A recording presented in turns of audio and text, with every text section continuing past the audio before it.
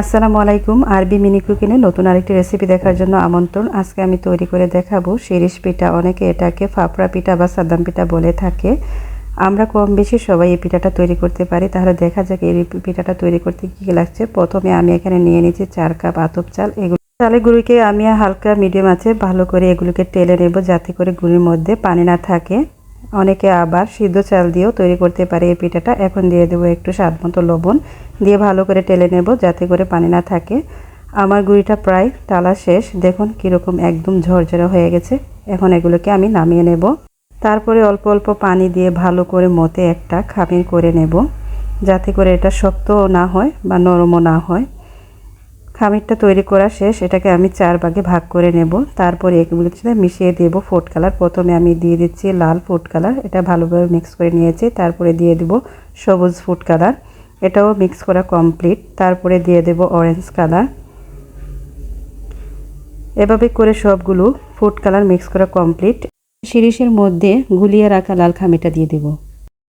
তারপরে লাল কালারটা দিয়ে একটা পিঠা শেপ দিয়ে নেব। তার উপরে একটু সৌন্দর্যের জন্য দিয়ে দেব একটা সাদা শেপ। এরকম করে আমি আরও কতগুলো পিঠা বানিয়ে নেব। এই পিঠাগুলো কে আপনারা বাইরেতে তৈরি করেন কোনো অনুষ্ঠান হলে বা ঈদ হলে, তা অবশ্যই কমেন্ট করে জানাবেন।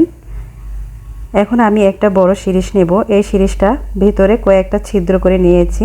এগুলো দিয়ে আমি এখন বানাবো জালি পিঠা। অনেকে এগুলোকে জালি পিঠা বলে বা চিকন শিরিষ পিঠা বলে থাকে।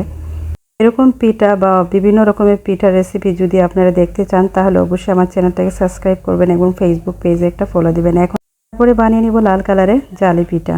সবগুলো পিঠা কমপ্লিট। আগে থেকে আমি একটা পাতিলে এভাবে নেটের জাল দিয়ে দিয়েছি। এগুলোর উপরে আমি একটার উপরে একটা করে দিয়ে দেব। এভাবে দিলে কোনো পিঠা নষ্ট হবে না। এই পিঠাগুলো সিদ্ধ হতে 2 থেকে 3 মিনিটের মতন সময় লাগে। পিঠাগুলো আমার সিদ্ধ হয়ে গেছে। এগুলোকে নামিয়ে নেব। বাকি পিঠাগুলোকে এভাবে দিয়ে দেব।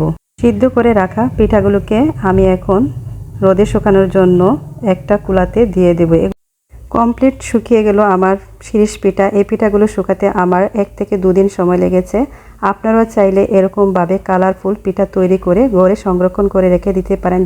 যে কোনো অনুষ্ঠান বা অতিথি আপ্যায়নে এগুলো পরিবেশন করতে পারবেন। সবাই ভালো থাকবেন। আল্লাহ হাফেজ।